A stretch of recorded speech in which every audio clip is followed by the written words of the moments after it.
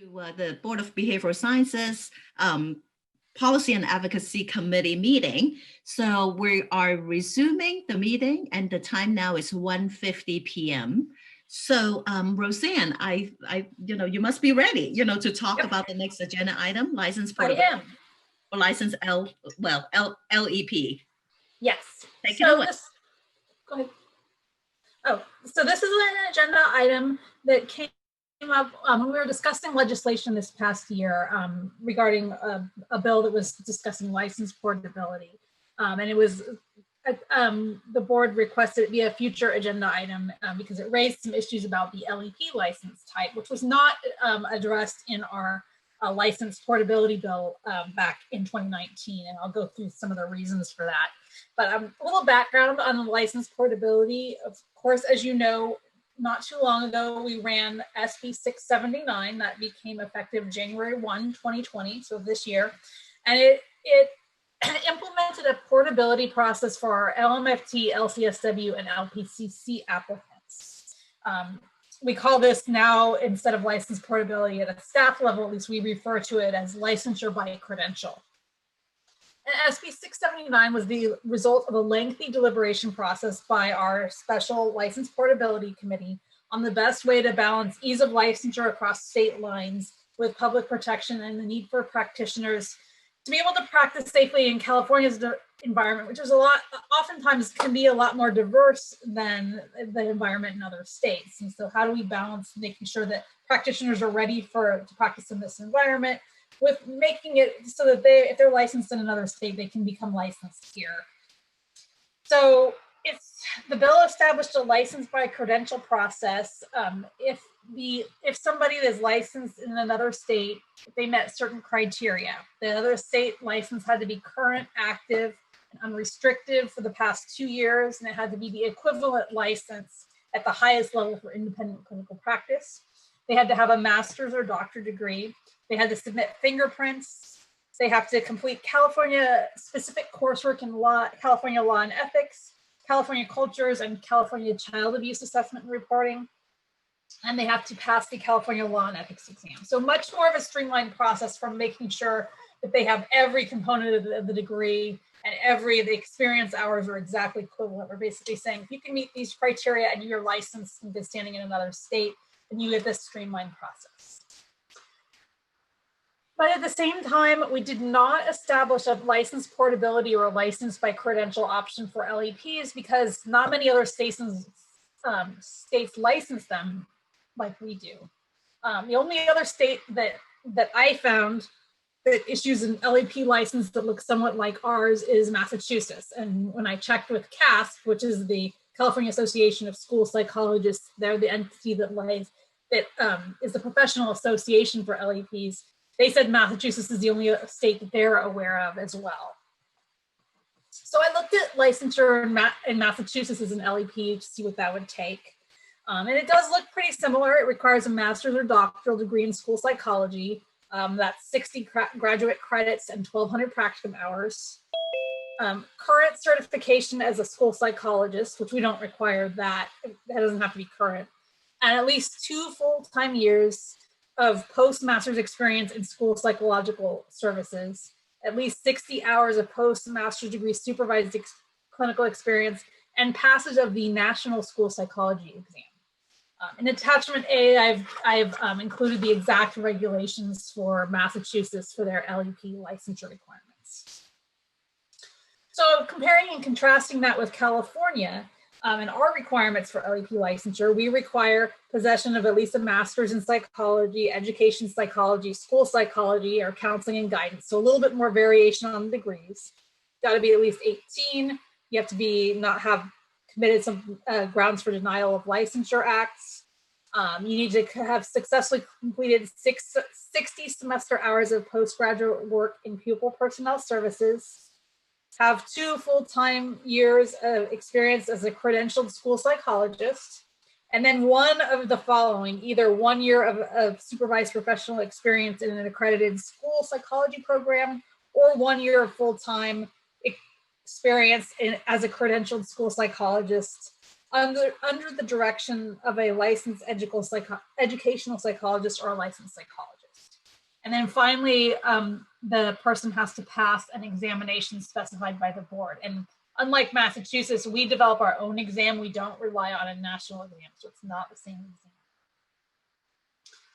exam. And so if the board were to receive an application for LEP licensure right now from somebody licensed in another state, which is not common, what we would do is we would simply compare the applicant's education and experience with the California LEP licensure requirements and evaluate the application that way. But there's no strict portability. The license doesn't seem to lend itself the same way to portability just because there's not the same licensure in a lot of other states. And accepting a national exam in lieu of our exam could be problematic because the board's exam tests applicants specifically on their knowledge about California law and ethics, which would include things like child abuse reporting requirements and things that are California specific like that. So a national exam wouldn't necessarily capture that. And the reason this came up is because license portability, the board was kind of at the head of the curve to run it for our other 3 license types. Now it's starting to be looked at for other DCA boards as well. And one assembly member ran a bill that would have required, just for military members, honorably discharged military members, that would require a form of portability for them for all boards.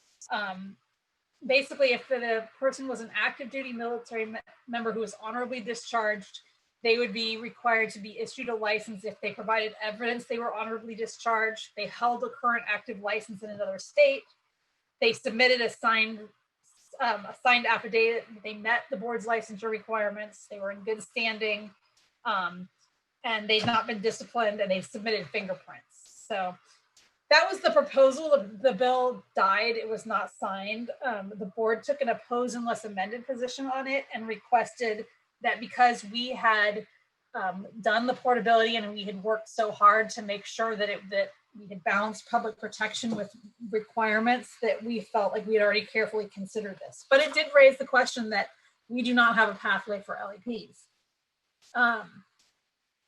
And we're likely to see, different versions of this bill in the coming years. Just because this one died, I don't think the issue has gone away. So we wanted to at least have the discussion about LEPs because it did raise that issue and we don't have portability. So would like to get feedback on that issue for discussion today. Thank you so much, Roseanne.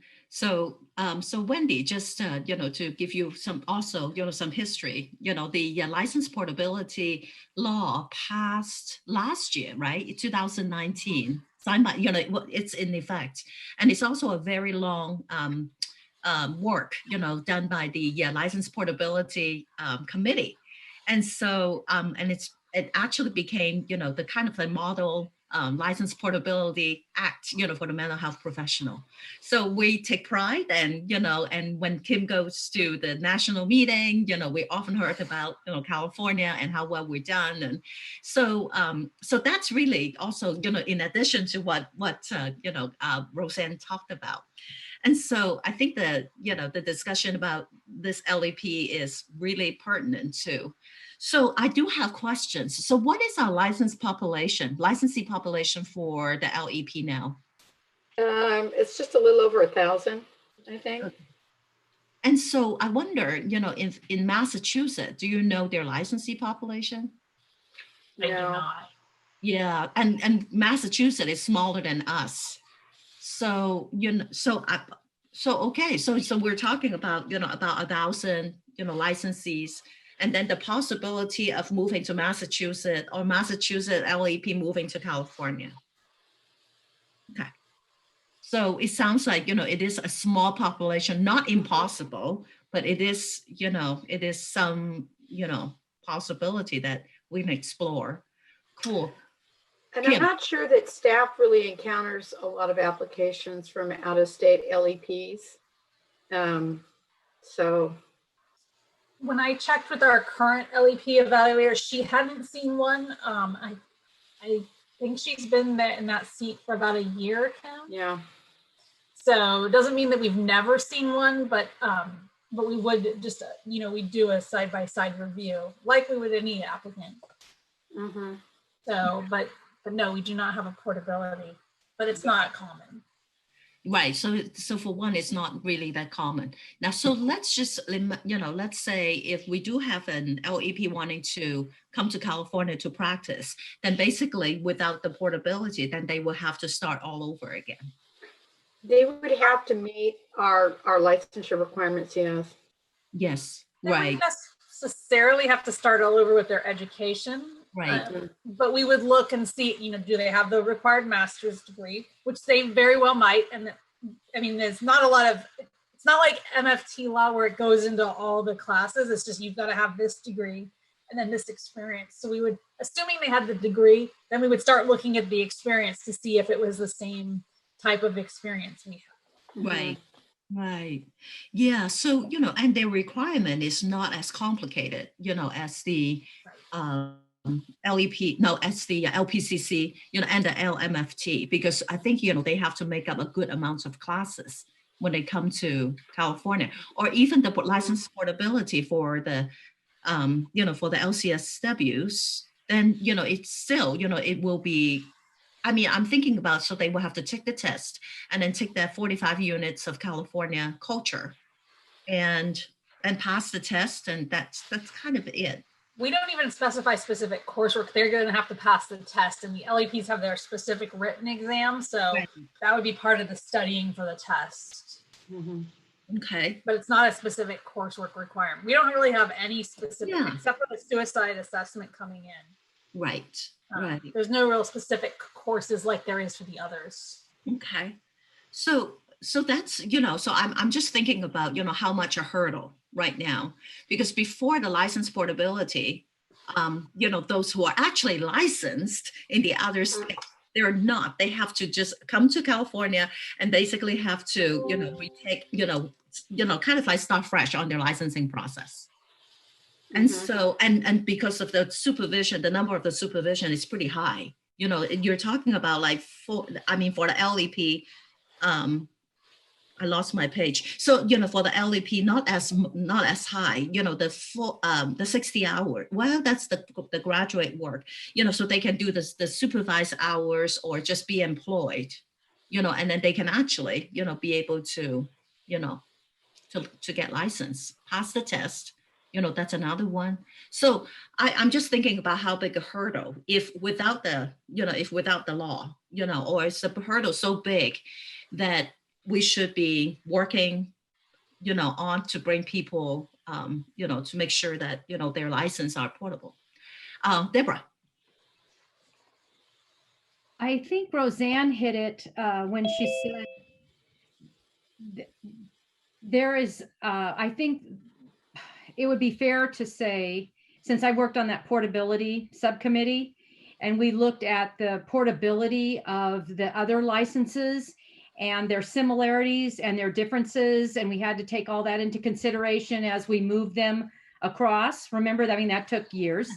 And I think that the intent could be quite different in Massachusetts than it could be in California.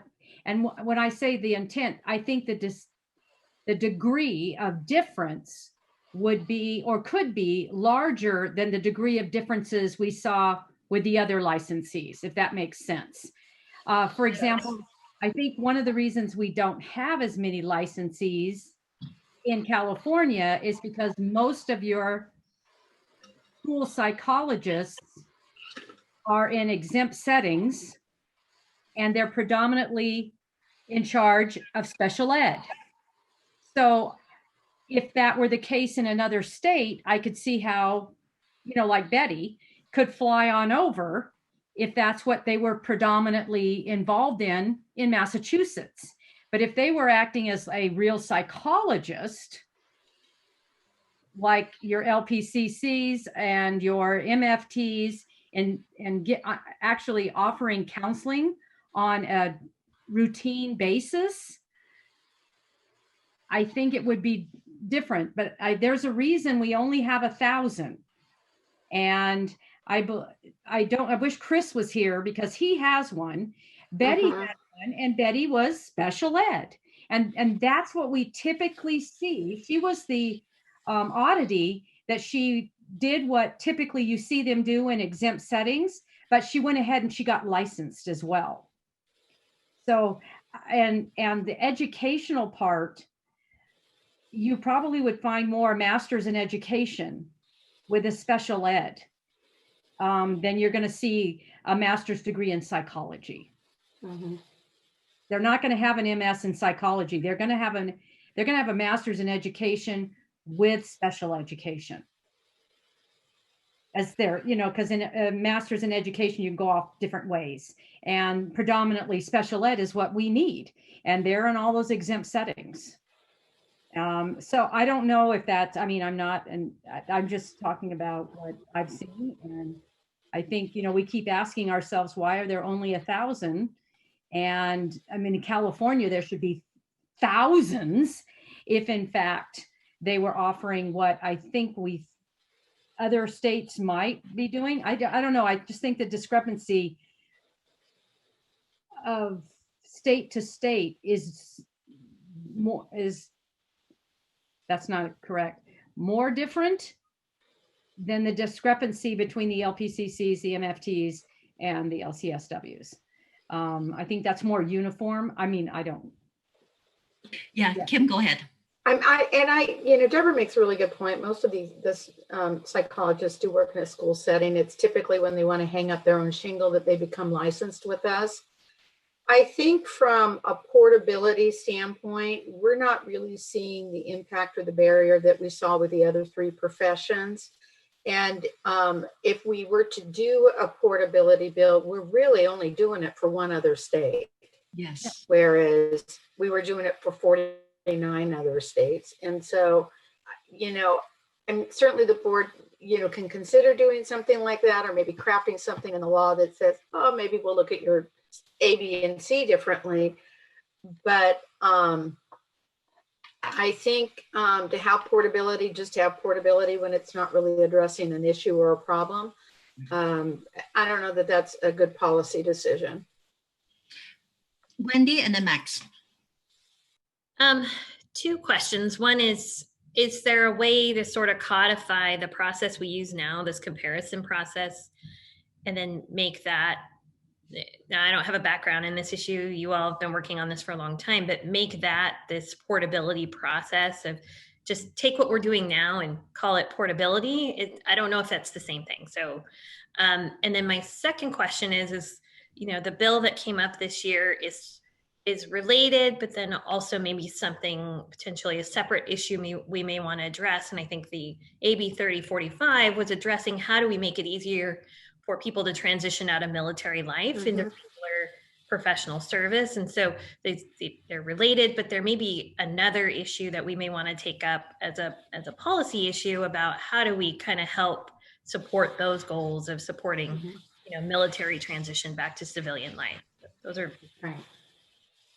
Yeah, good question. Kim, you want to respond? I don't, what in terms of codifying what we do, it's just what we do. We get an application and we look at it. So it's paper in, requirements are here. We check the box. Do you meet them? Do you meet them? Great. License onto exam. So we're doing that. I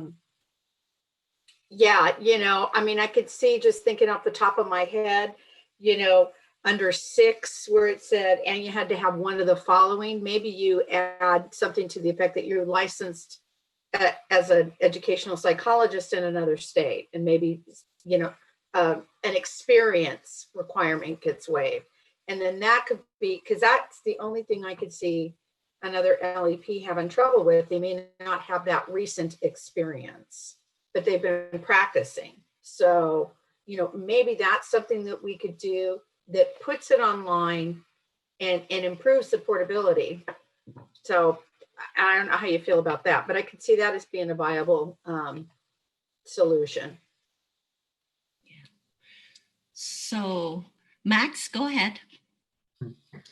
I was listening because I understand first of all, perhaps one thing I'm missing is who, not that really matters per se, who's advocating for this, but how it became a problem. Because I would like for us to address it. Obviously, it doesn't mean that we have to go through the same process that we experienced before, because it's a different need. We can't just copy paste, obviously.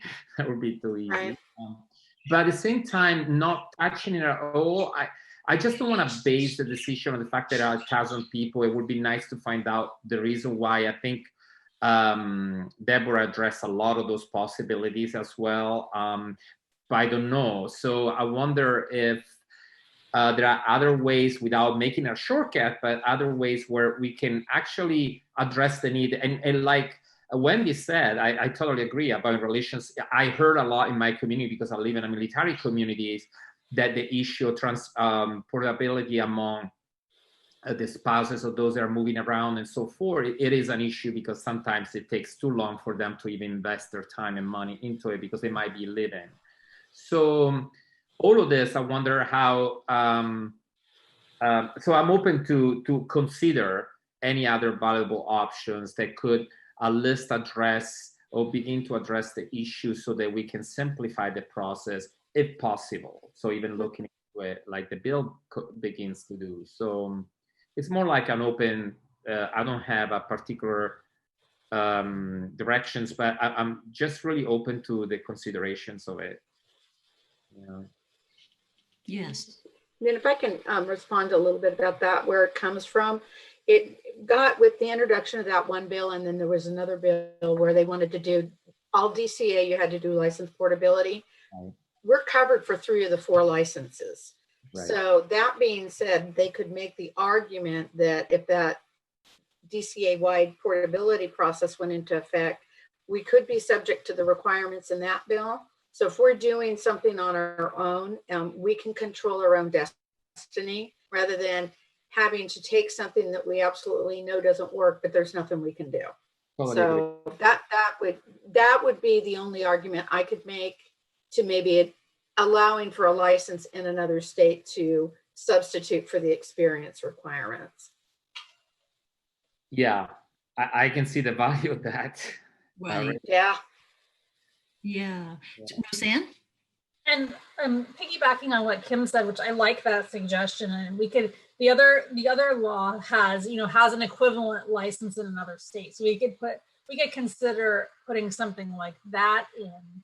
And so that we could evaluate it, even though the other states don't have the license, that sort of a language would allow in the future, if other states established it, then if we could see that it's an equivalent license, then we could go forward and evaluate it under portability, which would be waiving some of the experience. So that's definitely an option. This is an emerging issue, and kind of the reason that it's here, even though it doesn't seem to be a problem, is that we can make the argument that we've already carefully thought out the other 3 when we see the bills. We can't for LEP. And so it's something that at least that's worth the board considering, because of that, because I expect to see it to be a bigger push. Right. So, so it looks like the trend is that, even though the population is small, but the need is there. And so even though the hurdles, like, Deborah talked about, the need is still here. So it's really about, like, whether we give the staff some sort of, within the guidance, how we can actually evaluate, the individual licensee when they come in, and whether it will be portable. So I actually like the option, I certainly do. So let's, so J.H. Kim, you're on, I wonder, are you, do you wish to make an comment? Hi. Well,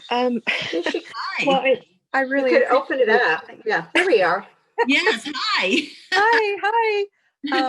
I'm a prospective, and I'm just learning about licensure. Somebody from the DCA told me that you have these meetings on Fridays, so I'm just enjoying learning about the policy, and I'm trying to figure out all the LEP, LPCC, LMFT requirements for supervision as someone who's interested in private practice. So that's what I'm researching. Thank you.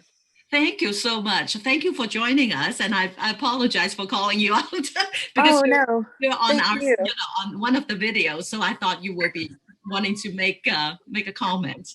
So I'm learning. to turn off your video. So, Yep. yeah, thank you so Thank much. you.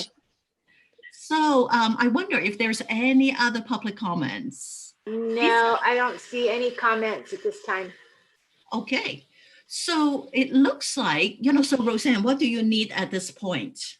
What I would suggest is, because we're kind of in the early stages of this, and we do have an LEP board member that I'd be really interested to get his comments on, is I would suggest just deferring this item over to the board meeting Okay. and kind of getting his thoughts there and getting the full board discussion and then going from there. And then if further action is wanted, then we can bring it back to policy and advocacy and kind of start crafting language. This is not something that's going to be able to be run this year anyways, because we would need basically approval at the November board meeting to know what we were doing going forward. But it's definitely something that we could start the discussion, and if the issue comes up, then we've already started the discussion. So that's what I would recommend. So I guess that this served the purpose, at least we heard from the board members, from the PNA meeting. And then at the next board meeting, we can hear from Chris Jones, his perspective. And then, I think the most important thing is like, are we, fitting into the legislative cycle, kind of like catching in time, to introduce the language. So if, this is something that, it will take a while, Yes. before the new language will start. It's not something that's going to be able to be run for 2021 because we don't have anything yet. But it's a discussion that I think is worth having. Yes, absolutely. All right. So in that sense, we can probably close out this agenda item and move into the next one, which is a report on. Let's see, where's my agenda item? Right here. Oh yeah. Number 9, the update on board sponsor, board supported and board monitor legislation. And I believe it's Roseanne again, right? That's me, yes. So we had a very, very unusual legislative year. This year, due to COVID-19, the legislature significantly pared down the number of bills. The board didn't specifically have any bills that we sponsored ourselves.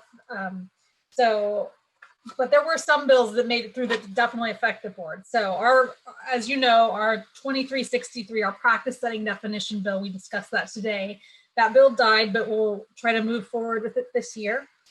Our AB 2142, which was our fee bill, that got combined into a DCA bill that was AB 3330 to do our licensing fee increase. That bill was signed by the governor. And then our omnibus bill proposal, they decided to defer it to next year. So we did not have an omnibus bill proposal go into effect for this coming year. Some bills that were signed by the governor that the board supported, we had AB 465 by Assemblymember Eggman that requires a licensed mental health professional to supervise any program where mental health professionals respond to emergency calls related to mental health crises in collaboration with or in place of law enforcement. So that bill was signed by the governor, so a good first step there. AB 1145, the Canara bill, that we've been seeing this, since I've been here 10 years, and I think this bill's run pretty much every year since then. This is the child abuse reportable conduct that basically says that voluntary acts of sodomy, oral copulation, and sexual penetration are not considered acts of sexual assault.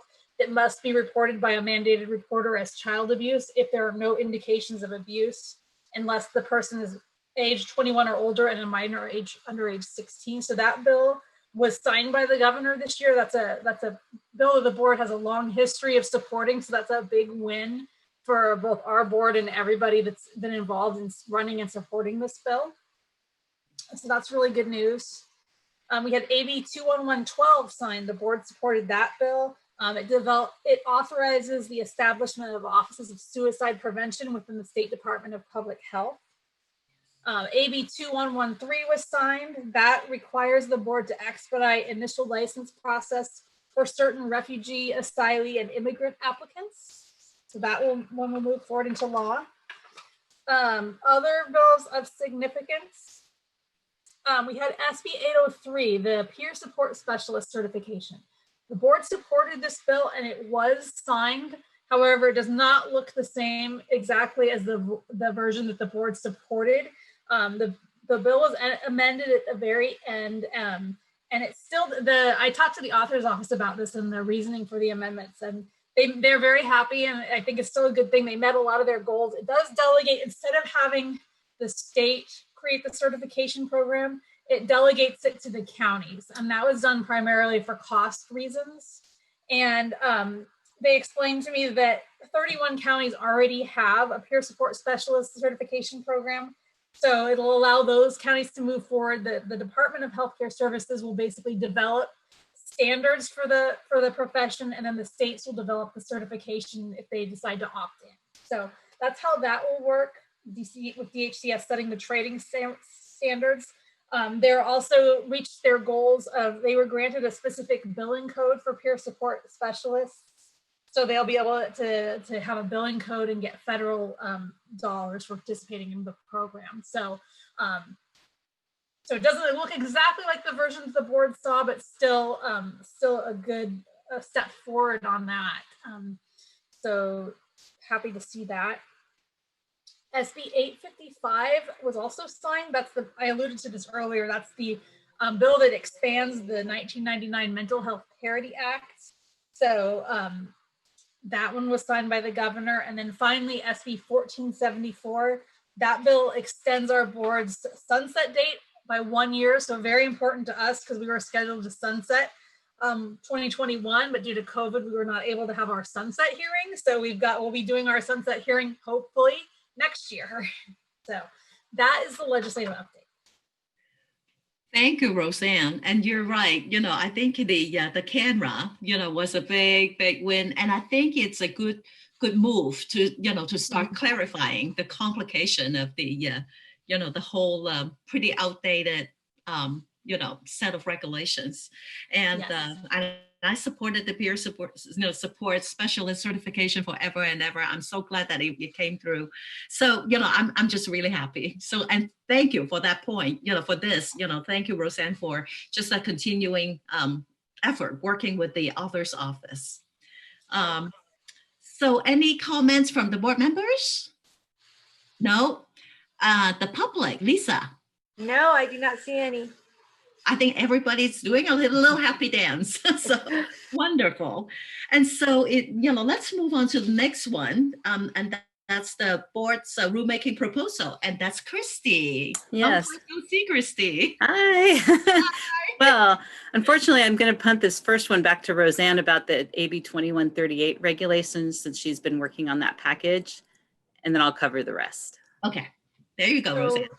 The AB 2138 regulations have been submitted to OAL for final approval. However, finance in their review of the regulations has kind of asked for boards to submit additional, they've kind of changed their process. So they want some additional information.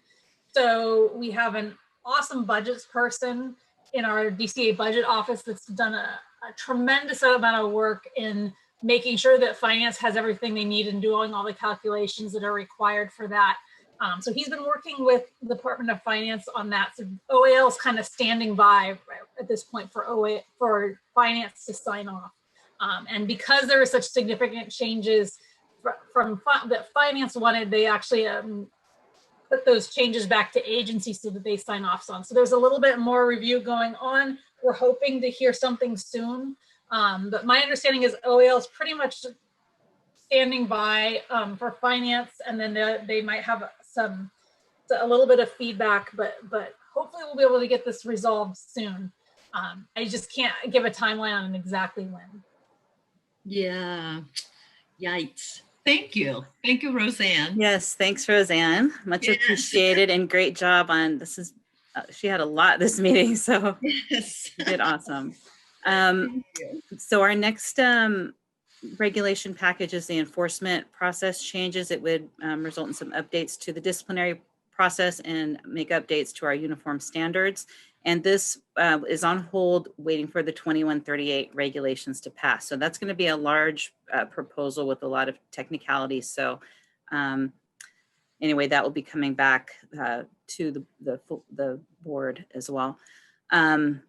So the next packages are supervision related requirements. It's in the Department of Consumer Affairs final review process at this time. So we are hoping for a January 1 effective date. I can't promise that right now. So if not, April 1st would be the next effective date, but we could possibly work with OAL on getting one sooner. Right now, the way they work is quarterly. They have quarterly dates that your regulations can take effect unless you request an exception. So our other package on continuing education and additional training requirements is in the Department of Consumer Affairs initial review process.